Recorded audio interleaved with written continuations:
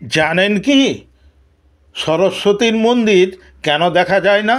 নেপথ্যে রয়েছে গভীর তত্ত্ব রহস্য। বিদ্যা ও জ্ঞানের দেবী সরস্বতীর নাম শোনেননি এমন কেউ নেই। তবে কখনো ভেবে দেখেছেন কি ভারতে অসংখ্য দেবদেবীর মন্দিরের মধ্যে সরস্বতীর মন্দির এত কম কেন? প্রায় নেই বললেই চলে। কেন বাগদেবীর এত উপাসনা সত্ত্বেও তাঁর স্থায়ী মন্দির খুঁজে পাওয়া এত কঠিন?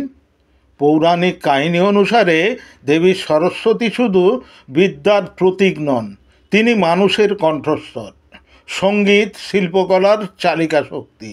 ঋগ্বেদে তার উল্লেখ পাওয়া যায়, যেখানে বলা হয়েছে তিনি মানুষের বুদ্ধি ও জ্ঞানের উৎস।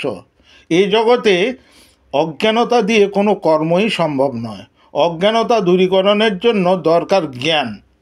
শাস্ত্র বলে মানুষের মধ্যেই সরস্বতীর বাস। মানুষের বাগ্মিতা, কণ্ঠস্বর, সঙ্গীত, শিল্পকলা সবের মধ্যেই সরস্বতীর প্রত্যক্ষ উপস্থিতি। তাঁর প্রতিটি দিক এতটাই সর্বব্যাপী যে তাকে কোনো স্থাপত্যের মধ্যে সীমাবদ্ধ করা অসম্ভব।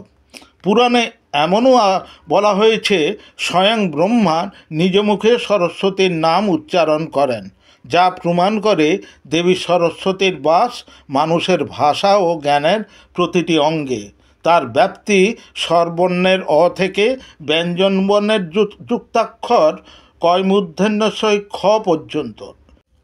বীণাপাণির হাতে থাকা অক্ষমালা এই বিশালত্বের প্রতীক। তাহলে কি সরস্বতী মন্দির না থাকার কারণ তার সর্বব্যাপী সত্তা? শাস্ত্র বলে দেবী সরস্বতী মানুষের হৃদয়ে, জ্ঞানে, কর্মে বিরাজমান। তাকে মন্দিরের মধ্যে আটকে রাখা তার মহিমার প্রতি সীমাবদ্ধতা আরোপের সমান। তাই তাকে কি কখনো মন্দিরের বাঁধনে বাঁধা যায়? সম্ভব নয়।